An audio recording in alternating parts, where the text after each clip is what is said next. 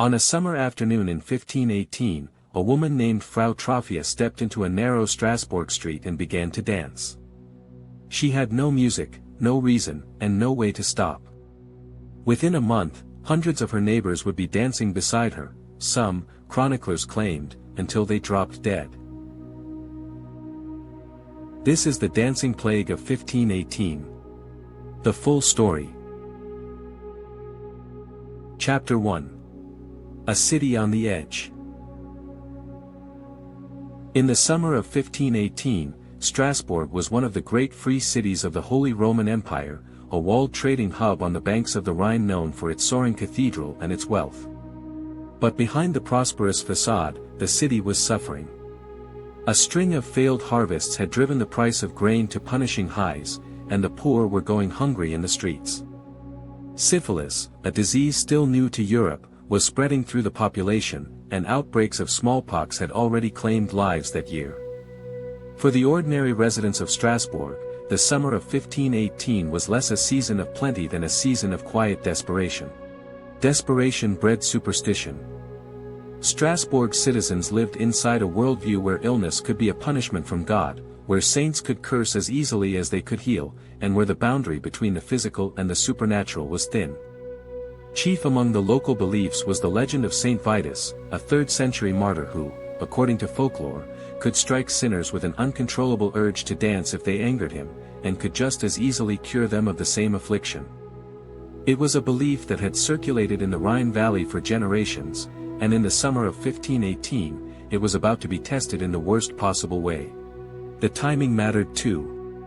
Strasbourg in 1518 sat at a crossroads of trade routes and religious upheaval. Only months earlier, a Saxon monk named Martin Luther had nailed his objections to church practice to a door in Wittenberg, and unease about faith, authority, and divine punishment was rippling across the Holy Roman Empire.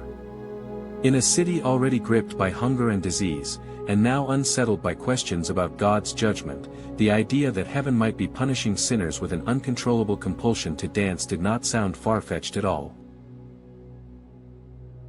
Chapter 2. Frau Troffea's Dance. On July 14, 1518, a woman known to history only as Frau Troffea walked out of her half-timbered house and into a narrow street near the center of Strasbourg. Without warning, without music, and without any apparent cause, she began to dance. She did not stop. She danced through the afternoon and into the evening, her steps growing wilder and less controlled, until she finally collapsed from sheer exhaustion. Neighbors who saw her assumed it was some kind of fit, or a passing madness that would fade with a night's rest. Frau Troffea, however, was not finished. By the next morning, she was back on her feet and dancing again. Troffea kept dancing for nearly a week, stopping only when her body simply gave out. Her feet swelled and bled inside her shoes. Her husband and neighbors pleaded with her, tried to hold her down, even prayed over her, but nothing broke the compulsion. Word spread quickly through Strasbourg streets, and what happened next was even stranger than Troffea's own ordeal. Other people began to join her.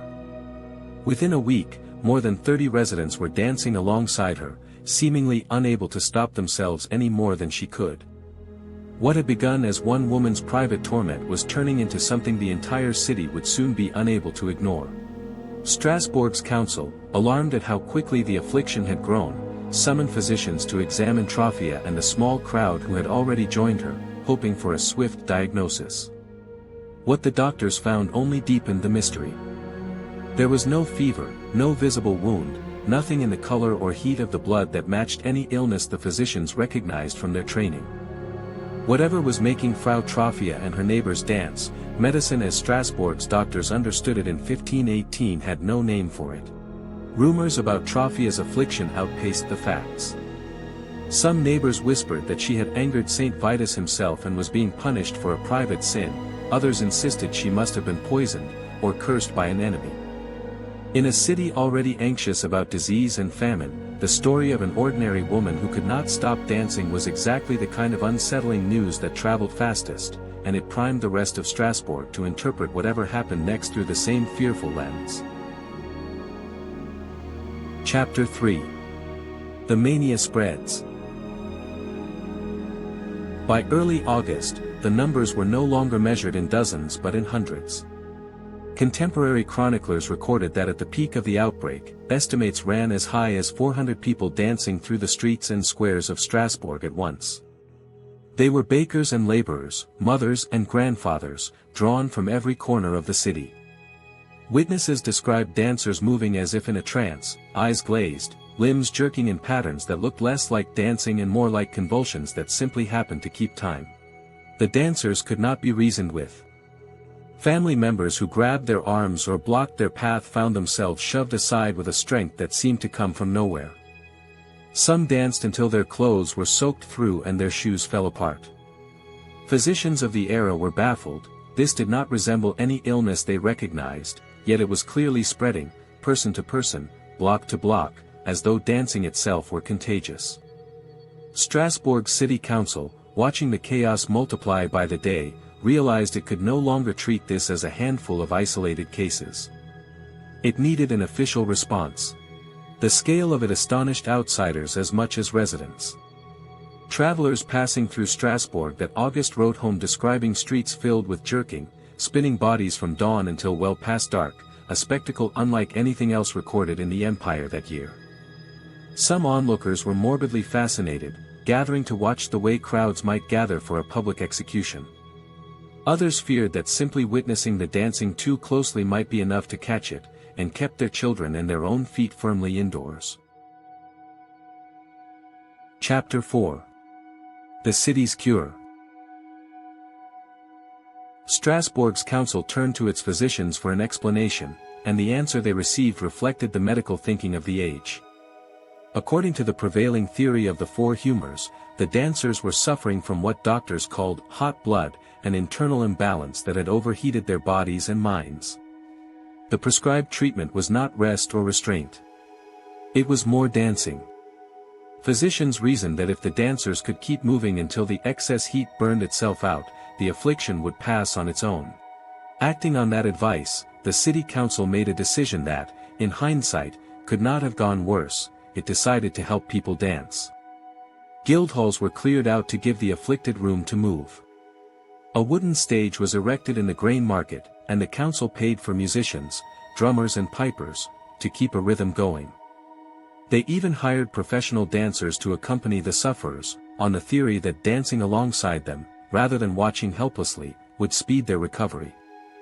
For a few days, the strategy looked almost sensible.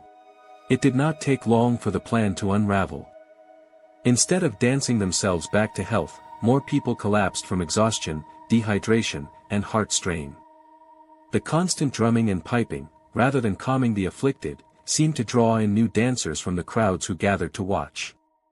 Chroniclers described people dying mid-step, dropping where they stood after days without proper food, water, or sleep, though the surviving city records never confirm an exact death toll, and historians still debate how many, if any, died directly from the dancing itself. What is certain is that by late August, Strasbourg's cure had become part of the crisis. News of the spectacle in the grain market spread well beyond Strasbourg's walls. Merchants and travelers carried word of it along trade routes throughout the Holy Roman Empire, and letters describing the dancing sickness of Strasbourg reached other cities within weeks. For a brief, strange season, this one struggling city on the Rhine became infamous across half of Europe, not for its wealth or its cathedral, but for a plague that made its people dance without end. Chapter 5. Banning the music. By the last days of August, Strasbourg's authorities reversed course entirely. Convinced that the music and communal dancing were making the epidemic worse rather than better, the council banned public dancing outright, shut down the Guildhall stages, and forbade musicians from playing in the streets. If moving to music wasn't curing the dancers, the council reasoned, then perhaps it was time to try something completely different, an appeal not to medicine, but to faith. The reversal produced immediate, visible relief on the streets, but it did nothing to explain what had caused the epidemic in the first place, and it did nothing to help the dancers still trapped in it. Guards were posted to keep musicians from playing in public, and families were left to restrain their afflicted relatives at home as best they could, with no music, no stage, and no clear plan beyond hoping the affliction would simply run its course. Strasbourg had tried treating the dancing as a medical problem. Now, with nothing left to lose, it was ready to try treating it as a spiritual one. Chapter 6. The Road to Saverne. The city's new plan leaned directly on the old legend of Saint Vitus, the same saint believed capable of both inflicting and curing a compulsion to dance. Strasbourg's afflicted were loaded onto carts and driven roughly 30 miles to a shrine dedicated to the saint near the town of Saverne, known today as Saverne. There, in a small mountain chapel, priests prepared to do what physicians and musicians had failed to do, put an end to the dancing. At the shrine, each dancer was led through a ritual designed to break the curse. They paid a small offering, a single pfennig, and in return received a wooden cross and a pair of red shoes. The shoes were sprinkled with holy water and blessed by priests, who made the sign of the cross over the soles and the tops of each pair before the dancers put them on. It was equal parts penance and prescription, a spiritual remedy for an affliction no one in Strasbourg could otherwise explain. Strasbourg's own account records that dozens of carts made the journey to Saverne over the following days, each carrying dancers still twitching and shuffling even as they rode. Local priests, who had never seen anything like this influx of feverish pilgrims, worked in shifts to bless shoe after shoe, cross after cross, hoping that faith could accomplish what medicine and music had not. Whatever the mechanism, the pilgrimage to Saverne appears to have worked, at least in the eyes of contemporary observers. Through the first weeks of September, the number of dancers still moving through Strasbourg streets began to shrink. By the end of the month, the outbreak that had consumed the city for nearly 2 months had faded out almost as abruptly, and as inexplicably, as it had begun. There was no single dramatic ending, no official declaration, just a city gradually returning to its ordinary rhythms, left to make sense of what had just happened to it. Chapter 7. 5 Centuries of Theories. Explaining what actually happened in Strasbourg has occupied historians for 500 years. One long-standing theory blames ergotism, poisoning from a toxic mold that grows on damp rye and can cause convulsions and hallucinations. But the theory has serious problems. Ergot poisoning typically leaves victims unable to stand, let alone dance for days on end, and outbreaks of the so-called dancing mania recurred repeatedly along the Rhine and Moselle valleys across different centuries and different harvests, in a pattern that doesn't track cleanly with contaminated grain.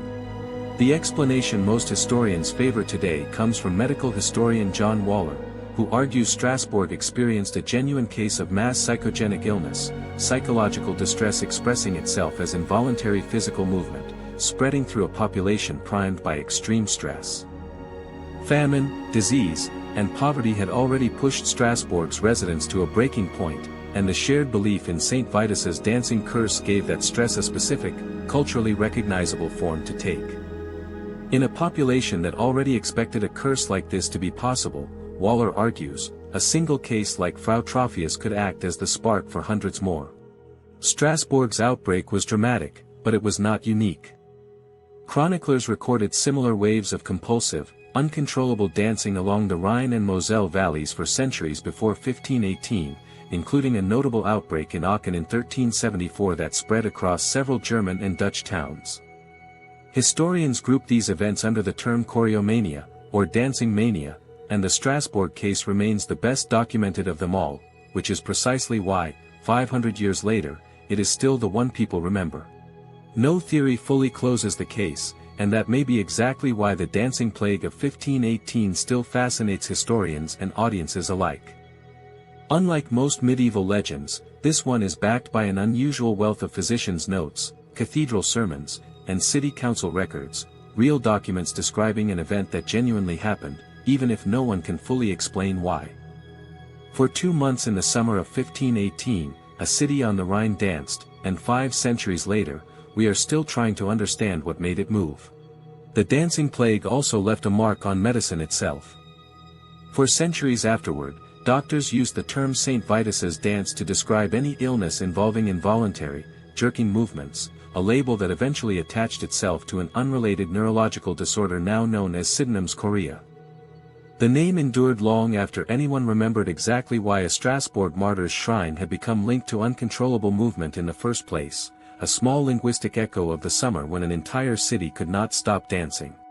That is the story of the dancing plague of 1518, a mystery that began with one woman stepping into a Strasbourg street and ended, 2 months and hundreds of exhausted bodies later, with a whole city searching for answers it never fully found. 5 centuries on, historians are still trying to explain what made an entire town dance. History always has one more secret. Follow the oddities of history, and witness the past up close.